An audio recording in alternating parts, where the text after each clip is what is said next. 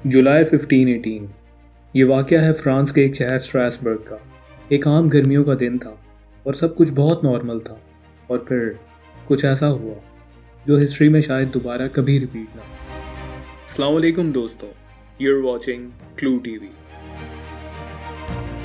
एक फ्रॉड ट्रोफिया नामी औरत अपने घर से बाहर निकलती है और फिर नाचना शुरू कर देती है, बिना किसी म्यूज़िक के, बिना किसी फेस्टिवल के और बिना रुके। ये शुरुआत थी एक ऐसी कहानी की जो सेंचुरीज तक दुनिया के लिए एक मिस्ट्री बन के रह गई। आसपास के लोगों ने सोचा कि शायद वो थोड़ी देर में रुक जाएगी, लेकिन वो नहीं रुकी और ऐसे ही पूरा दिन गुजर गया। दिन से रात हो गई और फिर अगली सुबह दोबारा वही सब। और फिर ये कहानी सिर्फ एक औरत तक महदूद नहीं रहती। आहिस्ता आहिस्ता उसको और लोग ज्वाइन करना शुरू हो जाते हैं। मजीद 3 दिन के अंदर 30, 50 और न जाने 100 से भी ज़्यादा थक हार के गिर पड़ते हैं, लेकिन फिर उठ जाते हैं और दोबारा नाचना शुरू। और फिर थकावट और हार्ट फेलियर से लोगों की मौत होना शुरू हो जाती है।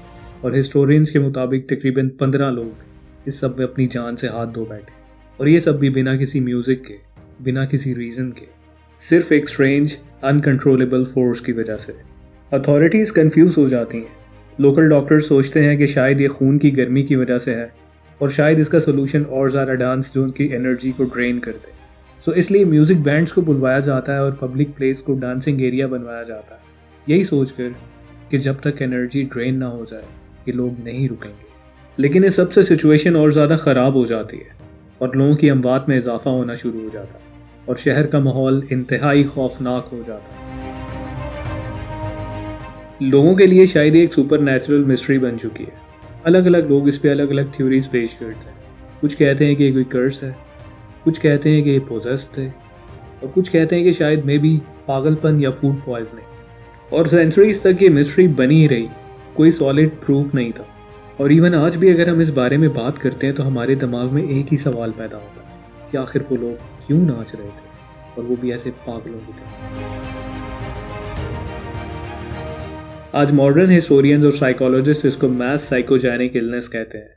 लोग मेंटली एक्सट्रीम स्ट्रेस में थे, पॉवर्टी, डिजीज का कांस्टेंट एक्सपोजर और रिलीजियस और सोशल प्रेशर, और इस सब में एक इंसान का ब्रेकडाउन दूसरे इंसान के दिमाग को ट्रिगर कर देता है, जैसे एक साइकोलॉजिकल वायरस।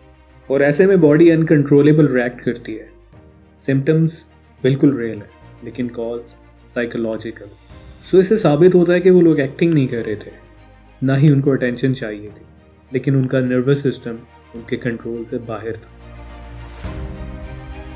सो इस सब से निपटने के लिए अथॉरिटीज़ ने एक सोल्यूशन इम्प्लीमेंट किया। सबसे पहले लोगों को अलग अलग किया, उनको रेस्ट और रिलीजियस रिट्रीट्स प्रोवाइड किए, एंड ग्रेजुअली कई हफ्तों बाद ये फिनोमिना ख़त्म हुआ। लोग फिजिकली सर्वाइव हुए, लेकिन याद रहे तकरीबन 15 लोग इस स्ट्रेंज इवेंट से अपनी जान से हाथ धो बैठे। सो ये स्टोरी एक लेसन है कि एक्सट्रीम स्ट्रेस का ह्यूमन माइंड और बॉडी पे क्या इफेक्ट होता है। सो ये कहानी हमें ये नहीं बताती कि उस वक्त के वो लोग अजीब थे, बल्कि ये बताती है कि ह्यूमन माइंड और बॉडी का रिएक्शन कभी प्रेडिक्टेबल नहीं होता। 1518 में लोग सड़क पर नाच रहे थे और आज हम अंदर से बहुत से चैलेंजेस साइलेंटली स्ट्रगल कर रहे हैं। और शायद ये हमें याद दिलाता है कि कभी कभी ह्यूमन बॉडी जब अपने माइंड की लिमिट को क्रॉस कर दे तो बॉडी भी साथ छोड़ दे। हमारी मुलाकात होगी अब इंशाल्लाह नेक्स्ट वीडियो में। तब तक के लिए अपना बहुत सारा ख्याल रखिए। फी अमान अल्लाह।